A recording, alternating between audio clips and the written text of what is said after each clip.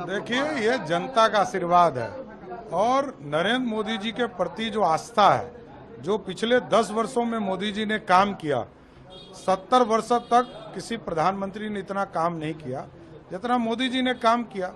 तो मोदी जी ने काम किया तो मोदी जी को जनता का प्यार भी मिल रहा है। इंडिया अलायंस कर रहा 295 लग रहा है आएगा इनको। नहीं, 295 आ रहा है तो जाके सरकार बनाए ना, हम लोग से क्यों पूछ रहे हैं। तब 2 सीट लालू फैमिली जहां जहां लड़ी वहां वायलेंस। देखिए, गुंडागर्दी का प्रतीक, मैं बार बार कहता हूं, लोग को खराब लगता है, मैं कहता हूं लालू प्रसाद जी अराजकता के प्रतीक है, गुंडों के प्रतीक है, अपराधियों के प्रतीक, भ्रष्टाचार के प्रतीक। लालू प्रसाद जी जब तक बिहार की राजनीति में है तब तक अपराधीकरण और गुंडागर्दी ये कराते रहेंगे। दिया जा रहा था, अब जो नतीजे जिस तरह से चीजें सामने आई उसको देख के भी चीजें स्पष्ट हो गई, क्या कुछ? मैं समझती हूँ कि इसमें कोई अतिशयोक्ति नहीं है कि 4 जून को जो रिजल्ट आएंगे वह प्रचंड बहुमत भारतीय जनता पार्टी की सरकार बनने जा रही है और आदरणीय प्रधानमंत्री तिबारा प्रधानमंत्री बनेंगे। जिस तरह से आदरणीय प्रधानमंत्री जी ने इस विजन के साथ काम किया है और नीतिगत तरीके से काम किया है कि सबका साथ सबका विकास, वह कहीं न कहीं सम्मान और सुरक्षा के रूप में पूरे मैं समझती हूँ भारतवर्ष में जहाँ जहाँ पे भारतीय जनता पार्टी की सरकारें रही हैं वहाँ उन्होंने काम किया। और मैं समझती हूँ क्योंकि मैं उत्तर प्रदेश से हूँ तो आदरणीय प्रधानमंत्री श्री नरेंद्र मोदी जी के विजन से योगी जी ने, यहाँ मुख्यमंत्री उत्तर प्रदेश ने समस्त रूप से जो है जनता को सम्मान और सुरक्षा दिलाने का काम किया है। और इसमें किसी भी तरीके की दो राय नहीं है कि जनता बिल्कुल समझ चुकी है कि भारतीय जनता पार्टी संविधान को बचाने का काम करती है, संविधान के पुरोधा के रूप में उभरी है और जो मैनिफेस्टो में बीजेपी ने लिखा वह उन्होंने डिट्टो करके धरातल पर दिखाया है। तो यह किसी भी तरीके का, मैं समझती हूँ कि जो विपक्ष के इल्जाम लगे हमारे ऊपर वह सब बिल्कुल नाजायज इल्जाम लगाए गए और मैं समझती हूँ किसी भी तरीके का लिंग भेद, जाति भेद, धर्म भेद भारतीय जनता पार्टी ने न कभी किया है न आगे करेगी। हमारा जो नारा है और प्रधानमंत्री जी का जो विजन है सबका साथ सबका विकास, वह नरेंद्र मोदी जी आगे भी पूरा करेंगे। काफी समय बताया, क्या ऐसे देख रहे हैं? देखिए, भारी बहुमत के साथ भारतीय जनता पार्टी की सरकार बन रही है और एग्जिट पोल अगर एक दिखाता तो अलग बात है, सारे के सारे एग्जिट पोल उसी तरफ इशारा कर रहे हैं जिस तरफ सरकार बन रही है। कैसे देख रहे हैं इसको? कितने बहुमत के साथ है, कितनी सीटें आ रही हैं? 400 का नारा दिया था आप लोगों ने। बहुत बड़ी बहुमत के साथ आ रही सरकार, बहुत बड़ी बहुमत के साथ। गठबंधन की बैठक हो चुकी है, 295 सीट का आंकड़ा बता रहा है। क्या लग रहा है कि 295 जबकि एग्जिट पोल तो उल्टा बता रहा है? देखिए, आप ग्राउंड रियलिटी में जब जाएंगे, जनता के बीच में जाएंगे तो आपको असलियत पता चलेगा। एग्जिट पोल ये बने, आप जितने लोग यहाँ बैठे हैं आप किसी से पूछ लिए कि एग्जिट पोल के कोई भी आदमी इनसे कोई जवाब सवाल किया है या कोई पूछा है इनसे कि भाई ये बताओ कि नहीं आप किसको वोट दे रहे हो, किसकी सरकार बन रही है? बैठे हैं यहाँ पे 5, 6, 7 लोग हैं, आप किसी से पूछ लीजिए। तो घर में बैठे मनगढ़ंत आप तय कर दीजिए। जो योगी और मोदी और इन्होंने कहा मिसाने 400 पार 400 पार, तो 400 पार है। यहाँ कहा 10 लाख पार, बनारस में 10 लाख पार है, पता लगा लीजिए 10 लाख पार हैं कि 400 पार हैं। ये मनगढ़ंत बातें कमरे में बैठ के तय कर दो कि 400 पार 10 लाख पार, हवा निकल जाएगी। 4 तारीख को समझ में आ जाएगा कि कहाँ खड़ा है, कहाँ एग्जिट पोल और कहाँ भाजपा खड़ी है। ये केवल लोगों को मानसिक रूप से दबाव बनाने के लिए और कैसे हतोत्साहित किया जाए अपने इंडिया गठबंधन कार्यकर्ताओं कांग्रेस को, इसके लिए खेल हो रहा है।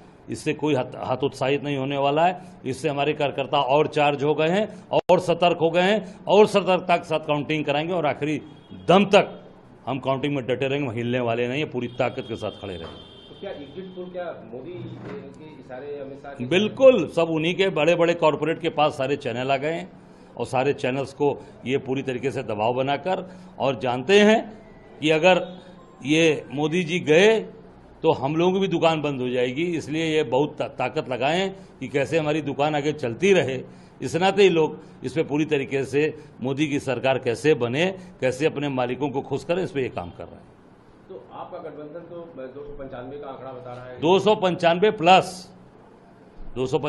प्लस, इससे कम नहीं पाएंगे, इससे ज्यादा पाएंगे, ये बताया हमारे नेताओं ये ने। किस आधार पे है? जनता के आधार पे है, आप ग्राउंड जीरो के आधार पे पता लगा लीजिए बनारस में कि कितना वोट कहां पड़ा है। हवा खराब हो चुकी है यहाँ पे, मोदी जी और उनके जितने भक्त लोग थे उनकी हवा निकल चुकी है। 10 लाख पार, 10 लाख पार, कहां 10 लाख पार। आ जाइए जमीन पे, जिसको बनारसी भाषा में लोग लग के ना उनको चौंटा छोड़ा दे ले हुआ, चौंटा छोड़ दे ले हुआ, समझ में आ जाए 4 तारीख के कहाँ खड़ा हो। जिस तरीके से कल सारे न्यूज चैनल एग्जिट पोल दिखा रहे हैं, उससे क्या लगता है कि कितनी सीटें जो है इंडिया गठबंधन को मिलेगा? ये मनोवैज्ञानिक प्रश्न बना रहे हैं। देखिए, हमारा कार्यकर्ता मजबूती के साथ अपनी ड्यूटी पर रहेगा और कहीं पर भी बेईमानी नहीं होने दी जाएगी और इंडिया गठबंधन और समाजवादी पार्टी सरकार बनाएगी। क्या लग रहा है आपको, कितनी सीटें आपको मिलेंगी? सरकार बनाएंगे। अब सीटें तो 4 तारीख को आ जाएंगी जितनी भी होंगी, लेकिन इंडिया गठबंधन और समाजवादी पार्टी ये मिल करके सरकार बनाएंगे। लगातार एग्जिट पोल की जो नतीजे आ रहे हैं उस पर आपका क्या कहना है? मनोवैज्ञानिक दबाव बना रहे हैं, तो ये थोड़े चल पाएगा। वो तो गिनती होगी, गिनती में हमारा जो भी कार्यकर्ता है, एक एक वोट के लिए वहां पर रहेगा और बेईमानी नहीं होने दी जाएगी। लोग एक तरह से टैंकर के ऊपर अभी क्या स्थिति है और किस तरह से उसके काबू पाने की कोशिश? देखिए, अभी दिल्ली में 2 पानी से रिलेटेड इश्यूज हैं। सबसे पहले हीट वेव की वजह से पानी की डिमांड बढ़ गई है। उधर दूसरी तरफ यमुना में पानी का स्तर कम होने से पानी की प्रोडक्शन घट गई है। इसीलिए दिल्ली वाले परेशान हो रहे हैं, क्योंकि पानी की आवश्यकता ज्यादा है लेकिन पानी की प्रोडक्शन घट गई है। इस समय लास्ट ईयर वजीराबाद पॉन्ड पर, जहां पर यमुना में पानी आता है हरियाणा से, 674.5 फीट पानी था। लगातार 5 साल से, मेरे ख्याल से बीच में कोई 1 साल छोड़ के, मई के अंत में जून की शुरुआत में 674.5 फीट का लेवल मेंटेन होता है, लेकिन इस साल ऐसा नहीं हो रहा है। हमारे इतने रिक्वेस्ट के बाद भी आज जाकर 671 फीट मात्र पानी आया है। अब वजीराबाद बराज से 3 वाटर ट्रीटमेंट प्लांट्स में पानी जाता है, वजीराबाद, चंद्रावल और ओखला। तो स्वाभाविक बात है कि जब बराज पे पानी कम होगा तो सारे वाटर ट्रीटमेंट प्लांट्स इससे अफेक्ट हो रहे हैं। आपने लेटर भी लिखा है इसे लेकर यूपी और हरियाणा सीएम को, क्या आपको लगता है, उम्मीद है कि वहां से कुछ इस बारे में पानी? देखिए, हमने रिक्वेस्ट करी है, हरियाणा से भी रिक्वेस्ट करी है, उत्तर प्रदेश से भी रिक्वेस्ट करी है कि ये समय नहीं है झगड़ने का कि किसको कितना एलोकेशन है, हरियाणा ने कितना पानी छोड़ा, उनको कितना पानी छोड़ना चाहिए। हमने तो बस रिक्वेस्ट करी है कि दिल्ली वालों को जरूरत है और इस समय हरियाणा की सरकार और उत्तर प्रदेश की सरकार दिल्ली वालों की मदद के लिए है। देखिए, ये बात समझने वाली है कि दिल्ली देश की राजधानी है। देश के अलग अलग हिस्सों से दिल्ली लोग माइग्रेट करके आते हैं, यहाँ काम की तलाश में आते हैं, अपने बच्चों को पढ़ाने लिखाने के लिए आते हैं। तो दिल्ली में बढ़ती हुई आबादी में बहुत लोग देश के अलग अलग हिस्सों से आते हैं, दिल्ली की इकोनॉमी में कंट्रीब्यूट करते हैं, दिल्ली को, देश की राजधानी को चलाने में कंट्रीब्यूट करते हैं। इसलिए हमने सबसे आग्रह किया है कि ये सिर्फ दिल्ली की समस्या नहीं है, इसमें आसपास के राज्यों को भी हमें मदद करनी होगी। और हमने रिक्वेस्ट करी है हरियाणा सरकार से भी, यूपी सरकार से भी, मैंने केंद्र सरकार को भी पत्र लिखा है कि सब इसमें किसी प्रकार से भागीदारी करें और 1 महीने के लिए दिल्ली को कुछ एक्स्ट्रा पानी जरूर दिलवाएं। एनडीए की गवर्नमेंट तीसरी बार बनने जा रही है और साफ तौर पर जो है सीटें जरूर इंडिया ब्लॉक की बढ़ती हुई दिखाई दे रही है पिछली बार के मुकाबले, लेकिन एनडीए की ही सरकार बन रही है। प्रधानमंत्री तक ने इसके ऊपर ट्वीट कर दिया है और साफ तौर पर कहा एजेंडा नहीं चला इंडिया राइट्स। निवर्तमान प्रधानमंत्री ने पहले ही ट्वीट तैयार करके रखा होगा, क्योंकि जिस व्यक्ति का 4 जून को जाना अभी तय हो गया है, उन्होंने ही ये सब साजिश रचाई है, ये एग्जिट पोल मैनेज किया है। और ये जो आंकड़े हैं और जो वास्तविक परिणाम आने वाले हैं 4 तारीख को, ये जमीन आसमान का फर्क होगा। ये सब एक मनोवैज्ञानिक खेल है हमारा हौसला कमजोर करने के लिए। पर इंडिया जनबंधन को मैं कहता हूं, विश्वास के साथ कह सकता हूं, और कल सारी पार्टियों की बैठक भी हुई और वहां आंकड़े पर विश्लेषण हुआ। 295 सीटों के कम इंडिया जनबंधन को आना बिल्कुल असंभव है। यानी कि हमें 200 मिनिमम, न्यूनतम तरीके से हमें 295 सीटें मिलेंगी। और ये एग्जिट पोल पर विश्वास रखना मैं समझता हूं बिल्कुल गलत है। ये सब कठपुतलियां हैं और कठपुतली के मास्टर जो बैठे हैं, इन्होंने ये सब करवाया है। अरे निवर्तमान गृह मंत्री 150 डीएम और कलेक्टर से बात करते हैं, ये क्या गैर संवैधानिक नहीं है? एक दिन पहले, 2 दिन पहले, चुनाव के नतीजे आने के 2 दिन पहले निवर्तमान गृह मंत्री सारे 150 डीएम और कलेक्टर से बात करते हैं। क्यों इन्होंने बात की? तो ये सब दबाव लगा रहे हैं, एक माहौल पैदा कर रहे हैं कि हम आने वाले हैं, हम आने वाले हैं, हम आने वाले हैं। पर हकीकत यह है कि वो जाने वाले हैं, जाने वाले हैं, जाने वाले हैं। 295 का सर जो आंकड़ा दे रहे हैं आप लोगों ने ये क्या पूरी सारी पार्टियों ने मिलकर कंसोलिडेट करके बनाया है इसका? सारे पार्टियों, सारे नेताओं ने राज्यवार सीटों का विश्लेषण किया। अरे एग्जिट पोल में देखिए ना, कुछ ऐसे राज्य हैं जिनका 4 सीट है, कुल मात्र 4 सीट है, और वहां 6 सीट दिखा रहे हैं एनडीए को।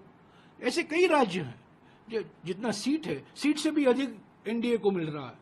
तो और हम आज चुनाव आयोग को भी जा रहे हैं, पोस्टल बैलेट को लेकर एक विवाद खड़ा हो गया है, क्योंकि जो नियम के अनुसार पोस्टल बैलेट की गिनती होनी चाहिए वो हमें गुंजाइश नहीं दिखती कि वो होगी।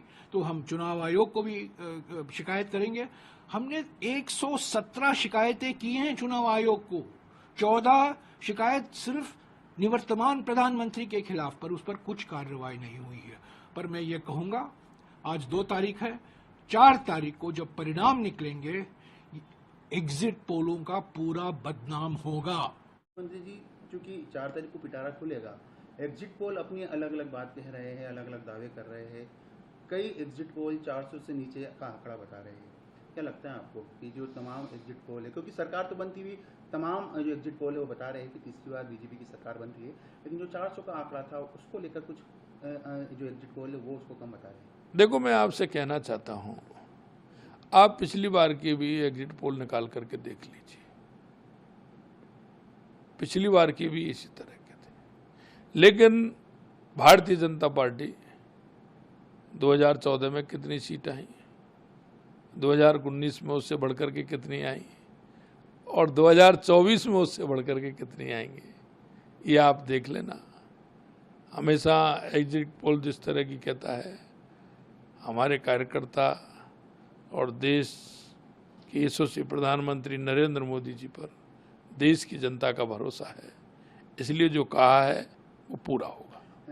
मुख्यमंत्री जी, आप जब मुख्यमंत्री नहीं थे, संगठन में आप काम करते थे, उस दौरान में आपका पश्चिम बंगाल काफ़ी बार जाना हुआ, संगठनात्मक दृष्टि से कई काम आपने वहाँ पर किए पार्टी के निर्देश पर, और इन चुनाव में भी आप कई बार पश्चिम बंगाल के में अलग अलग जगह गए।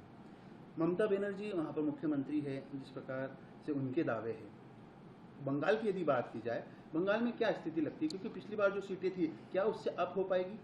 देखो, मैं कहना चाहता हूँ, पिछली बार विधानसभा के चुनाव में मैं काफ़ी समय बंगाल के अंदर में रहा, उस समय की परिस्थिति भी मैंने देखी, और इस बार भी मैं बंगाल के अंदर गया, इस बार भी मैंने देखा हमारा कार्यकर्ता जिस तरह से, वहाँ की जनता इस टीएमसी की सरकार से जितनी परेशान है। हम कह सकते हैं पहले हमारी बंगाल के अंदर 18 सीट थी, और अब हम कह सकते हैं 28 और 30 सीट बंगाल के अंदर हमारी आने वाली है। दिल्ली आप गए, दिल्ली में कई रोड शो करे, कई सभाओं को संबोधित करा। मुख्यमंत्री वहाँ के जो अरविंद केजरीवाल है, वो पहले जेल में रहे, फिर बेल पर बाहर आए, उनके बयान भी आपने सुने इन चुनावों में। क्या लगता है आपको, उनके बयान से क्या जनता उनके साथ जुड़ पाएगी, या फिर जिस प्रकार वो जेल में गए, जो आरोप बीजेपी ने लगाए, उसमें सच्चाई का असर इन जो रिजल्ट आने वाले हैं 4 तारीख को, उसमें दिखेगा? देखिए, अरविंद केजरीवाल जी का भंडा फूट गया। आपको ध्यान हो, वो इस कांग्रेस के खिलाफ में, अन्ना हजारे जी के आंदोलन में ये भ्रष्टाचार हटाने की बात कह करके आए थे और ये आखंड भ्रष्टाचार में डूब गए। और जिस कांग्रेस पोलिंग हो रही है, कैसे देखते हैं जिस तरीके से आपका इस बार का कैंपेन रहा है और ओवरऑल कंपटीशन को आप कैसे देखते हैं? देखिए, कैंपेन तो समाप्त हो चुका है और अब तो मतदान चल रहा है, कई घंटे हो गए हैं। तो सभी जगह से, पूरे लोकसभा क्षेत्र से जो खबर आ रही है बहुत ही अच्छी खबर है, पॉजिटिव खबर है, जो हम लोग सोच रखे थे उसके अनुकूल खबर है, इसलिए बहुत ही ठीक ठाक है। बाकी और लोकसभा क्षेत्रों में जहां मतदान बिहार में खास करके चल रहा है, वहां से भी बहुत अच्छी रिपोर्ट है। इस बार जब आप मतदाताओं से मिले, आपने किन वादों और कौन से मुद्दे आपने ज्यादा लगा कि इस बार डोमिनेट करेंगे इस कॉन्स्टिट्यूएंसी में और आपके कैंडिडेट में? देखिए, एक तो डेवलपमेंट ही हर तरफ से लोगों की अपेक्षा है। डेवलपमेंट में कुछ कारखाना लगे, उद्योग लगे, लोगों को रोजगार मिले, कुछ पुल पुलिया है उसका निर्माण हो, सिंचाई की कुछ परियोजनाएं हैं उसके बारे में है, और खास करके शिक्षा बच्चों को अच्छी मिले इसके बारे में है। तो कुल मिला जुला कर डेवलपमेंट के इर्द गिर्द ही सभी लोगों की अपेक्षा है और यही मुख्य मुद्दा है। बहुत इम्पोर्टेंट पार्ट है एनडीए के भी, और जिस तरीके से 400 पार का भी नारा चल रहा है, अपोजिशन 300 पार की बात कर रही है, अब रिजल्ट आने में कुछ दिन बाकी है। आपका कैसे आकलन है, क्योंकि सातों के सातों चरण आपने देखे, आपका क्या असेसमेंट है सर?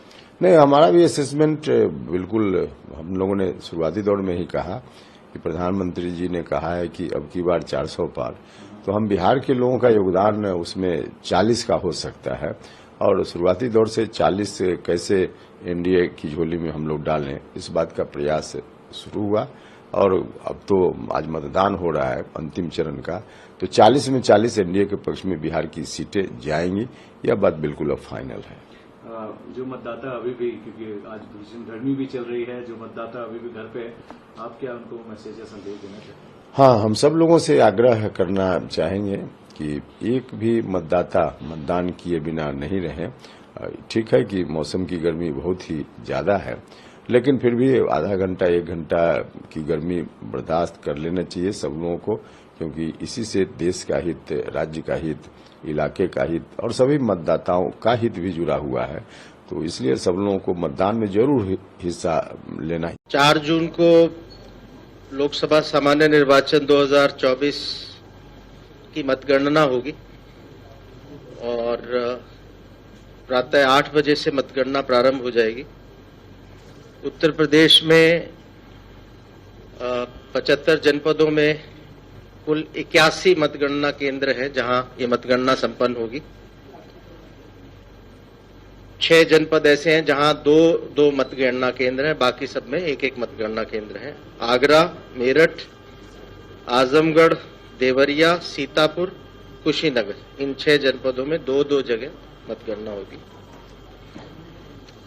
80 लोकसभा क्षेत्रों में 35 लोकसभा क्षेत्रों की मतगणना तो 1 मतगणना केंद्र पे ही हो जाएगी। 37 लोकसभा क्षेत्र ऐसे हैं जिनकी 2 मतगणना केंद्रों में होगी, जो 2 अन्य अलग अलग जनपदों में स्थित है, और 8 लोकसभा क्षेत्र ऐसे हैं जिनकी मतगणना 3 जनपदों में होगी। उनकी असेंबली सेगमेंट्स 3 जनपदों में फैली हुई हैं, तो 3 जगह उनकी मतगणना होगी। पोस्टल बैलेट की मतगणना जो रिटर्निंग ऑफिसर है उसके मुख्यालय पे होगी। उस पार्लियामेंट्री कॉन्स्टिट्यूंसी के जो रिटर्निंग ऑफिसर, उनके मुख्यालय पे जो मतगणना केंद्र है वहां पोस्टल बैलेट्स की गणना होगी। यानी हर पार्लियामेंट्री कॉन्स्टिट्यूंसी में केवल 1 जगह पोस्टल बैलेट की मतगणना होगी। मतगणना विधानसभा क्षेत्रवार होगी। तो कुल हमारे 403 विधानसभा क्षेत्र हैं उत्तर प्रदेश में। सो प्रत्येक विधानसभा क्षेत्र में एक ARO जिम्मेवार रखे गए हैं जो सेपरेट हॉल में उसकी मतगणना करेंगे, उस असेंबली सेगमेंट की, उस विधानसभा क्षेत्र की। और उसके बाद एक लोकसभा में 5 या 6 विधानसभा क्षेत्र शामिल हैं, उनका टोटल करके उस पार्लियामेंट्री कॉन्स्टिट्यूंसी की टोटल जो मतगणना संपन्न होगी। उत्तर प्रदेश में 12 गाजियाबाद लोकसभा क्षेत्र में एक विधानसभा है 55 साहिबाबाद, जिसमें पोलिंग स्टेशंस 1127 हैं, सबसे ज्यादा पोलिंग स्टेशंस हैं। और इसकी अधिकता होने के कारण यहां 2 हॉल्स में गणना होगी, एक हॉल में 14 और दूसरे में 14, कुल 28 टेबल्स पे पैरेलल ईवीएम्स की गणना होगी। और इतना 28 टेबल लगाने के बाद भी कुल 41 राउंड्स में जाके इसकी मतगणना संपन्न होगी। मतगणना पे सतत दृष्टि रखने के लिए भारत निर्वाचन आयोग ने सामान्य प्रेक्षकों के अलावा भी अतिरिक्त प्रेक्षक नियुक्त किए हैं। वैसे हमारे यहाँ 80 लोकसभा क्षेत्र हैं तो 80 सामान्य प्रेक्षक हैं, लेकिन ये निर्णय लिया गया कि एक प्रेक्षक अधिक से अधिक 3 विधानसभा क्षेत्रों को ही देखे, यानी 3 हॉल में उसको आना जाना हो। इसके दृष्टिगत अतिरिक्त प्रेक्षक नियुक्त किए गए और इस समय उत्तर प्रदेश में 179 प्रेक्षक हैं जो काउंटिंग पे नजर रखेंगे। 15 प्रेक्षकों को एक एक विधानसभा क्षेत्र दिया गया है। 104 प्रेक्षकों को 2-2 विधानसभा क्षेत्र आवंटित हैं और 60 प्रेक्षक ऐसे हैं जिनको 3-3 विधानसभा क्षेत्र आवंटित किए गए हैं।